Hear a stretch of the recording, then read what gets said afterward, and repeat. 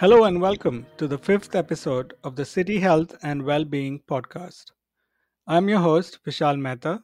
I'm a senior scientist with the Stockholm Environment Institute, SEI, based in the US Center in Davis, California. SEI is an international nonprofit that works at the intersection of science and policy in several countries. You can find out more about SEI at www.sei.org. We are interested today in unpacking what makes a city a healthy environment where every citizen can have the opportunity to thrive. In the last episode, we talked with Romanas Opio, Program Leader for Urban Sustainability at the Africa Center in Nairobi, Kenya. This week, we follow up with one of the most important stakeholders that we worked with in Nakuru, Grace Karanja, who works with the Nakuru County government. Welcome, Grace. Thank you for being with us today. Oh, thank you very much. I'm happy to be here today and this very important episode. Grace, can you tell us more about yourself before we get into the specific topics like your background, position, your role in Nakuru County? Okay, thank you for that. My name is Grace Karanja. I work with the county government of Nakuru as the Director Environment, Energy, Climate Change and Natural Resources. My background is on environmental planning and then on climate change and sustainable development. Thanks, Grace. And can you tell me this particular position that you're in, the Director of Environment, Energy, and Climate Change? Okay. It's fascinating to me that at a county level that there is such a position. So I was kind of interested in sharing with our listeners how is it that position even came about, and how is it funded? What kind of support do you have, and who are the different stakeholders you work with, and what kinds of programs you run? Um, Nakuru County is one of the 47 counties in Kenya, and it is the third city right now, the city of Nakuru. And with that one, the devolved functions, we have different departments within the county. And one of them happened to be the Department of Water, Environment, Energy, Climate Change, and Natural Resources, where we work in. So in the department, we have two directorates. That is Directorate of Water and Sanitation. Then where I head is Directorate of Environment, Energy, Climate Change, and Natural Resources. Mm-hmm. So they are part of the departments that usually help in performing the mandates that are devolved and also the mandates that have been given to county government through the County Government Act of 2012 and also Urban Areas and Cities Act of 2011. So they are also we have the same at the national level. So the same has been cascaded to county government. That is the second department at the local level. And each and every sector has its own mandate. And that's how we are organized in our county. I know that we selected Nakuru as the city to work on almost 6 years ago at SEI because we were focusing on the secondary cities, so not the mega cities, but cities that are also fast growing. And Nakuru came up as one of those. I was looking at the statistics on population growth in Nakuru County, and I was wondering if you can tell us about what are the biggest challenges in Nakuru in the county that you have encountered since you've taken up this position. And also, I wanted to ask you if you grew up in Nakuru County and saw a lot of change. Okay, I didn't grow up in Nakuru per se. I grew elsewhere, but I've been in Nakuru County at least for the last 10 years. I've been in Nakuru County both in Naivasha and now in Nakuru. Because Nakuru is very fast. It has 11 sub-counties and Naivasha happened to be one of them. In fact, it's one of the municipalities within the county. And then now Nakuru County, which was also a municipality, and then what elevated to be a city. So with issues of planning, we have a lot of challenges. Like for example, when people coming from the rural areas coming to the city to look for greener opportunities usually have maybe the development issues, Mm-hmm. whereby maybe the resources that were there before cannot be able to be attainable at this moment. So we are talking of maybe overstretched resources, the available resources. Maybe, for example, the increase in waste generation, and Mm. also increase in also water demand. Mm-hmm.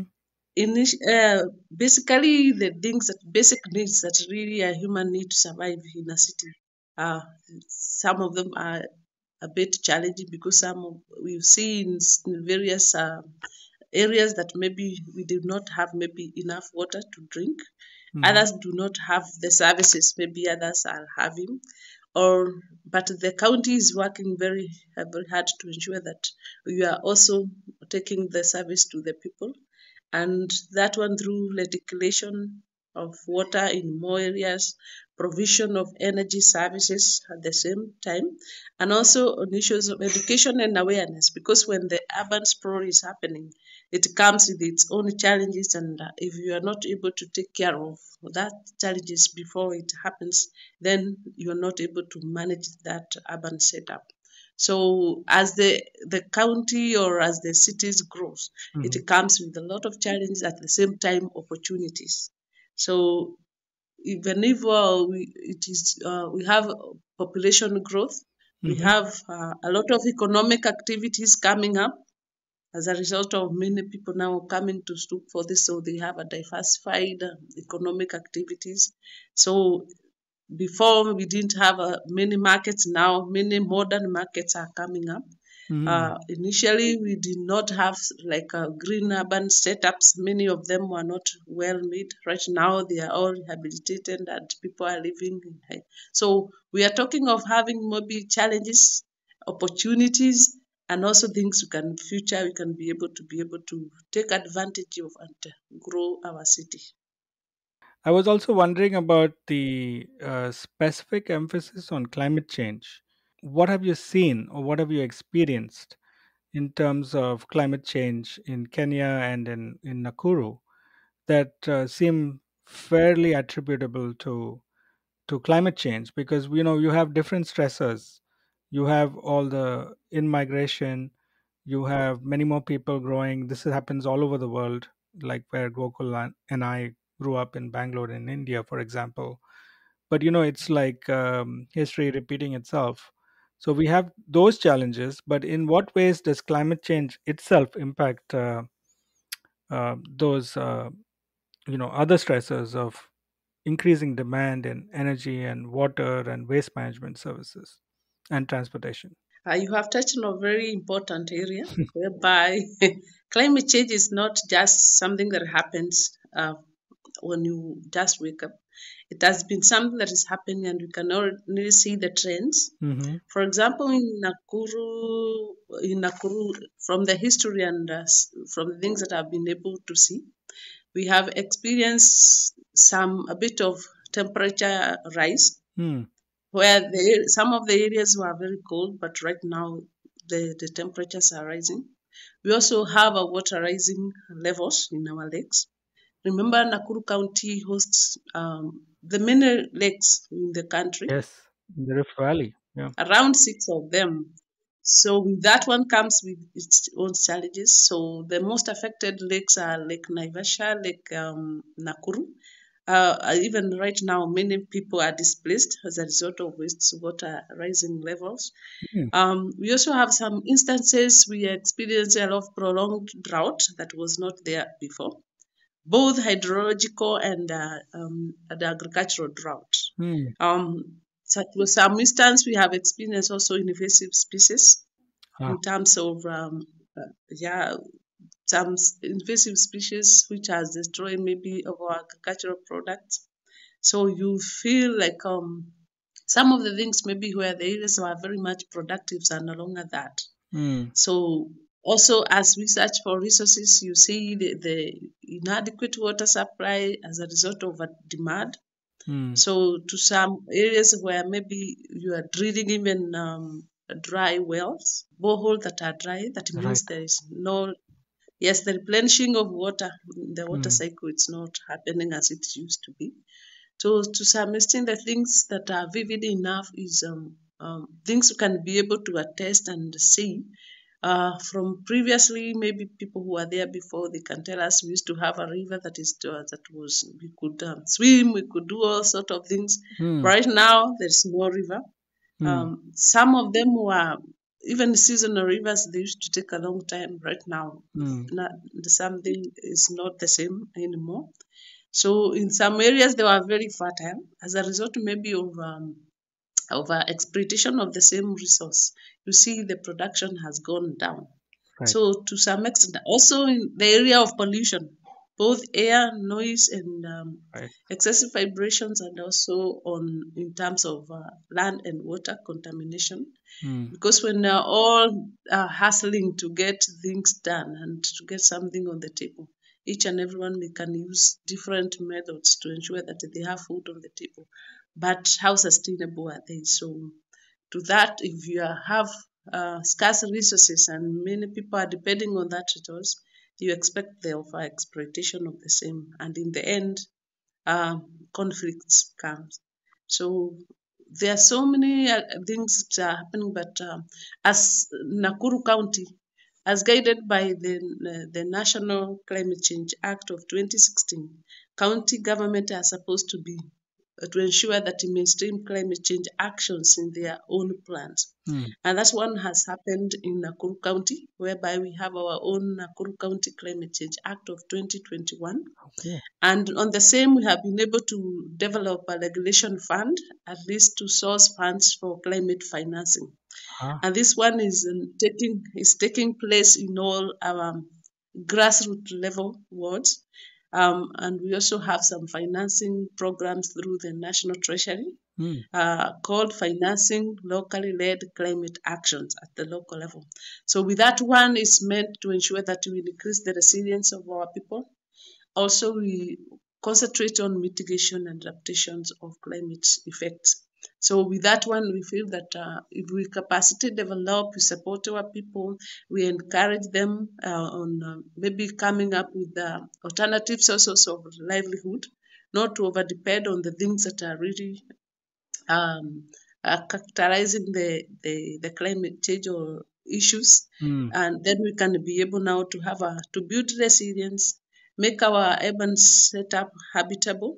At the same time, we can grow our economy. That's wonderful, Grace. I mean, you mentioned climate financing, and when I was looking at the water supply for Nakuru some couple of years ago, there were some plans for increasing water supply from a different river, and it wasn't clear if that was going to happen. So my question is, with the climate financing that you mentioned, what kinds of projects could that support? Could it support improving infrastructure, making improvements in expanding water supply sources? Um, what are the different ways that you could use that climate financing? Okay, in climate financing, it is focusing on climate resilience investments, Right.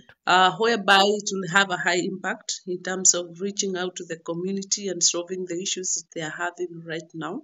Hmm. And water is part of the creating resilience for our people, because when people access water, they can be able to do agriculture, they can be able to feed for their animals if they are pastoralists, they can be able also to feed for themselves.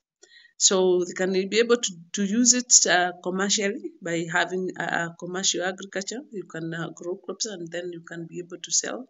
You can also use it to on agroforestry, for example, and Mm. be able to do some activities that will be add value to whatever you do. So water, for example, if a community identify, these programs have to be identified by the community themselves. They know Mm. what they are facing in terms of climate change issues. They know where it hurts most. So we'll guide them on them coming up. We have done risk and vulnerability assessments. So you already know where in each and every ward where you can be able to have a very um, very very positive investments on the Right. matter of combating issues of climate change. So in areas that they are water scarce, you can be able to uh, assist the community, maybe drill water, do a water pan, do Hmm. a dam on the same, and then it should be climate proofed. For example, you can put a liner, you can uh, be able to conserve the areas where the waters are coming from. They can also use the money to rehabilitate riparian land and also the water catchment within their setup for them to continue being supplied with clean water for using domestically, and also if they need more, they can use it through the one that we have been able to, maybe through roof catchment Right. technologies, service land of Rainwater technology harvesting. for agricultural Yeah. owners, yes. Hmm. So at that community level, you'll be able to educate them to do the basic things they can be able to have. And then they will not be depending on the water from the tap that's not for the farming, and that is not enough. So we feel that the programs that we have high impact, Right. and it's reaching to many community demand. That one will be very viable for the funding. So, just to catch up with what these amazing things that you mentioned is, have you already secured climate financing, and are there examples of its deployment of those funds, or is that in progress? For right now, through this financial year, we have secured some money. Uh-huh. And because within financing locally led climate actions, we have different grants. Mm-hmm. One of them is called County Climate Institutional Strengthening. It's ensure that the counties are capable, are capacitated to ensure that they can handle issues of climate change by preparing them, by having the legal frameworks, ensuring capacity develop the community and also the stakeholders on issues of climate change. And with that one, we have already received the first grant of 11 million. Mm. And at the streams, we are able now to capacity develop our community, uh, educate them on the scenarios that are happening, what we can be able to do, identify potential areas where investments can be able to be done. Then after that, we'll be able to have now another grant called county climate resilience investment. And that one will be a development. If they identify different projects at the world level or at that grassroots level, Right. and now meet the challenge and can be able to have a high impact, as we rightly say, it should be able now to be financed through that. And then also the county is supposed to provide also a percentage on the same, a minimum of 1.5% of the total development fund within our budget. That one has happened. That's pretty amazing. And all of this is channeled through the Kenyan national government. Yes, It's international financing that is being secured by the national government and is being dispersed, I imagine. it is World Bank Hmm. through the national government, then coming to the county, Hmm. and then county is co-financing the same. Amazing. That's really nice to know. So I just wanted to now switch for the remainder of our conversation to SEI's work in Nakuru with you and other stakeholders in both Nakuru city and the county. Now, I think you know that probably more than I do that we've had so many activities in Nakuru over the last 5 or 6 years, including participatory mapping of water and sanitation issues in selected neighborhoods, especially in informal settlements. We did a lot of work on fluorosis with local partners, NGOs, with the county. We also organized an international workshop on fluorosis, which is when you have excess fluoride in groundwater just from natural causes through certain kinds of crystalline rocks and formations, which is all over the Rift Valley and many other parts of Asia and China and Africa. So, and then we have shifted to air pollution and air pollution monitoring. And among all these different activities that we've been part of, I was wondering if you could share what kind of impact these kinds of interventions have had, especially given our focus at SEI, at least in Nakuru, on citizen science. letting the community decide what the researchers should focus on investigating. So I wanted to ask you, of all these different activities, what kind of impact that organizations like SEI can have, and how can these types of activities be institutionalized? How can they be strengthened? What else we can do to support organizations like yourselves and communities like Nakuru? We have had, in fact, Stockholm Environment Institute is one of them, like consistent partner on matters of citizen well-being. And the time that I came to know of this program, it was happening, but it was not happening within our department. It was somehow in partnership with the Department of Health and all that. Right. And yes, and that one is very key because the issues of environment, you cannot do them in isolation. And from the time that we were conducting the citizen well-being in one of the informal settlements, that one helped a lot because the community themselves were able to take care of themselves through collection of data because they were capacity developed on the same, and at least they knew what they were having, and then they can project on what they don't want to happen, especially on issues of waste management. And with that one, the community there are more informed. They know what they are required to do. They have a great role in that. And from the results findings that we got from that report, it can be able to be mainstreamed within our county plans, and they can be supported there. So when it comes now consistency in partnership, for example, like you have said, on what we can be able to do. The best opportunity for us is to ensure that whenever we have a partnership and we have a finding, it will find itself to the county planning. With that one, we are able now to identify the issues that were there. You can be able to incorporate them in the maybe annual plan or in the county development integrated plan. That's a 5-year plan. And from there, you are assured within the span of 5 years, some of the activity, if not all, will have find its way to where you wanted them to happen in terms of financing. On the same level, you should also continue resource mobilizing because we know we do not have adequate resources to fund the same. But when you incorporate the community, the stakeholders, the partners, I think we can do much on the same. So when it comes to now the participatory approach of where also identify different activities, the same information helped us when we were conducting risk and vulnerability assessment because you already knew this site is these are the challenges they are passing through in terms of maybe economic view, environment, and social. So the information also is a very key resource whereby many of the county maybe or different organization, they lack data.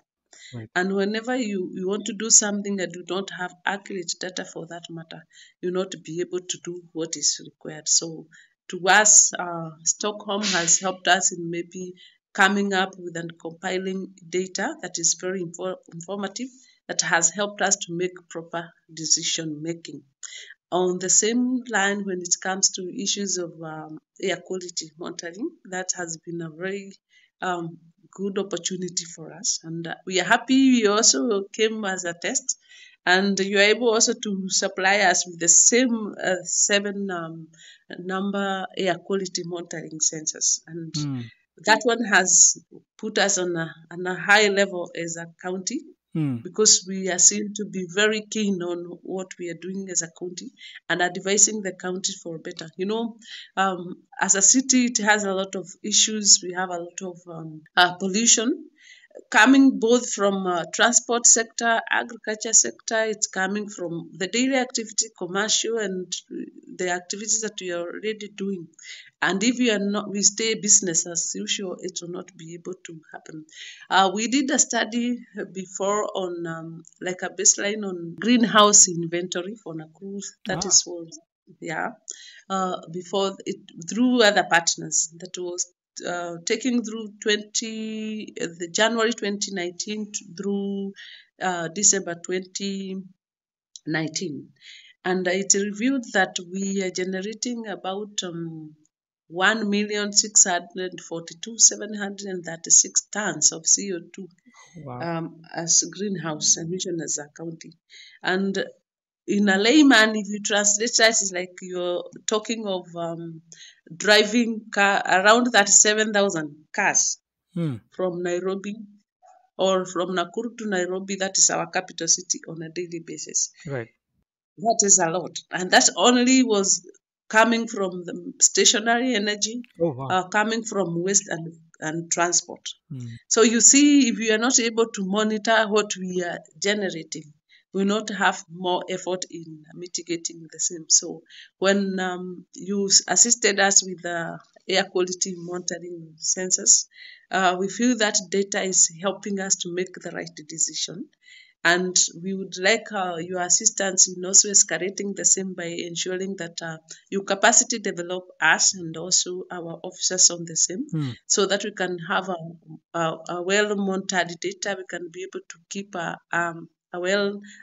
create a database for that and any other climate related issues, so that we can be able now to utilize that information on a real-time data and also advise our clients Right. and also our citizens on the mitigation measures they can be able to do.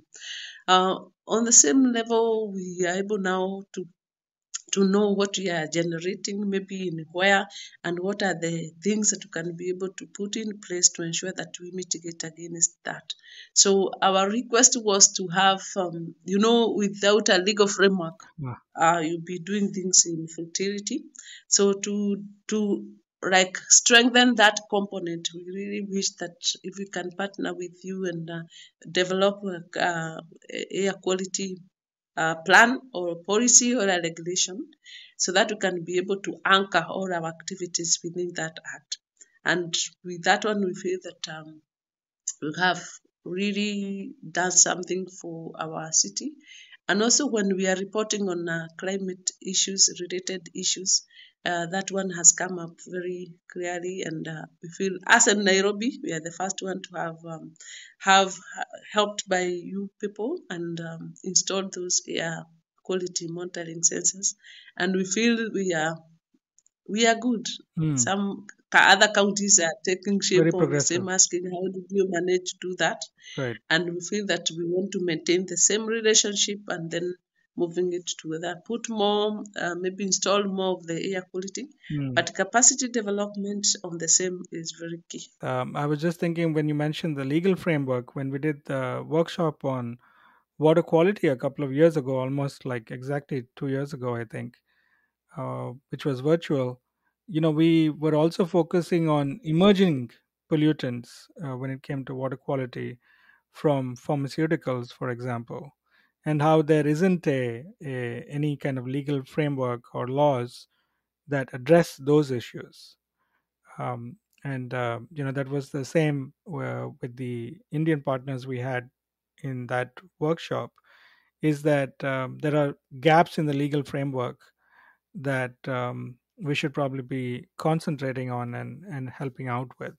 So when you talked about helping with legal frameworks, I think you were talking about probably you're thinking about probably air pollution and um, related standards and policies to reduce emissions that cause that pollution. But the same would apply in the water quality and water pollution field as well. Yes, currently we do have a Waste Management Act of 2021, Hmm. and we also developed through the Directorate of Water, where I do not work there, but we are in the same department. They also have Water and Sanitation Act of 2021. So yes, I know the act cannot be that fully with all everything, but we can be able to identify gaps within there and assist and then come up with the right regulation to ensure that we have a healthy and clean environment. So um, what we do not have right now is now on the policy on the pollution as a whole, Mm. mostly the air yeah, yeah, we do not have anything on that. So we are relying on the information here and there, but we need to have a ground where we can be able to rely upon when it comes to issues, or maybe of even educating our people, bringing them to task on what they should be able to do. It is very important. The government should provide an enabling environment, and that one can only be through guided legal frameworks. I think we are coming to the end of our podcast, but I wanted to end by getting your thoughts on one aspect of what you mentioned, which was, your desire that organizations like SEI can consistently keep working with you all in Nakuru. And usually the way we come in is through, different resources, to come and do what we can. And do you think that there are other mechanisms for continuing a presence and a connection between organizations and like yours, and what kind of mechanisms that there might be, so that the relationship gets stronger and continues on to, from one problem to the other and finding solutions? Yeah, I think maintaining a relationship is very key. Hmm. Uh, for you, we've been together for 6 years, Yes. and since, like for example, each and every partner has its own the I would say the strength in Mm, terms of, like, for your place, your when it comes to the issues of science, the data management, you are very key on that. right. So, and that's where the area, the gaps is within our county. We do not have maybe that elaborate Mm, data management systems. And with that one, you can be able to assist to maintain the relationship, because I feel that this is a good opportunity for us maybe to come up together, so that we can also document the relationship that we've been able to have, right. and then keep on identifying the gaps that we have on in terms of data management, and also creating a resource or a database to ensure that we have all the information there. So as a click of a button, you can be able to see what we've been able, in partnership with Stockholm Environment Institute. These are the activities we've been able to do, and Yes. also incorporate other activities within the same department and the county. And then we can be able to bring out the information out there. Right. And together with also other partners, it is good also we join together. I always bring Romanos and others together to ensure each and everyone has their own strength. They Hmm. can, like for example, say can conduct research and do that, can support. There are others who have other strength, they can be able to conduct. But in the long run, you'll be having a secure county for that matter, and would have solved the challenges that would have not been able to do by yourself. Right. So it's also good to incorporate all the efforts from all the partners, knowing where the strengths are. You can be able now to achieve what you are not able to achieve. Because remember, counties, we are expected to do a lot. Yes. You can imagine the Directorate of Climate Change, it has a lot of issues Yeah. on pollution control, on everything. And it has also other issues to do with waste management. It has also issues to do with the, natural resource management, energy issues. So if you do not have you do not have partners to assist you, you cannot be able to execute your mandate. But when it comes now to embracing each and everyone's efforts towards whatever you want to achieve, I think it's the best opportunity. We focus on where we are more strength, and I know that is the gap that we are having. On issues of data management and having a database on the same. That's the most area I would like to be assisted. And also, since you have now like seen you have already identified a niche in areas of air quality. You can take lead on that, and then we can bring others on board to ensure that we have uh, the quality functions that will be able to be depended on now and even in the future. That will be my take. Yeah, thank you, Grace. We've learned a lot from this short conversation, I think your message on how we can support you into the future is very clear. Romanus is, of course, very much in tune with this, Mm. and I really look forward to continuing to build this relationship with you and Nakuru in the near future. And hopefully, we can support you on some other aspects like water supply planning, and even figure out, beyond planning, how can organizations like ours help you in operationalizing, the day-to-day Yeah. management Yes. of your systems, your various systems, but then also like not get to a stage where um, folks like you are not dependent on us, that it's like part of your everyday Mhm. Yeah. institutional structure and way of life and working. So that's the mission that we have. So I just wanted to thank you for joining us today. I'm really really glad we had this conversation. I hope that I myself can join you in Nakuru sometime in the near future and Mhm. be part of this great project. I would also request maybe one day, one time you can organize maybe for a virtual meeting. Yes. You be there, and then we can introduce you to our seniors. Oh, I would love to. It's also Yeah, good. sure. Yeah, you can talk, and I can talk with Romanos. We can have maybe a virtual meeting where you get to meet my our CEC and our CEO, so Absolutely. that both for environment and water. At, Yes. because I can see that now the partnership is geared towards the same department, and we work very closely. So it will be fine now. I'll be glad when you get to meet them. So we can organize for that. I'm glad you mentioned that, and thank you for your kind invitation because Romanus and I have been talking about that specifically, actually. And Yes, once this podcast series is done, I will focus my attention on working with you and Romanus on that.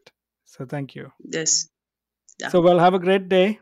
Thank you for joining us this early in the morning, and let this be the start of many conversations and great projects together. Oh, thank you very much. It was a privilege for me you having me here. No, the honor was ours, and thank you again. Well, that brings us to the end of the fifth episode of the City Health and Wellbeing podcast. Thank you for joining in, and I hope we meet again for a second season. This is your host, Vishal Mehta, signing out. Goodbye. SEI is an international nonprofit that works in several countries at the intersection of science and policy. You can find out more at www.sei.org.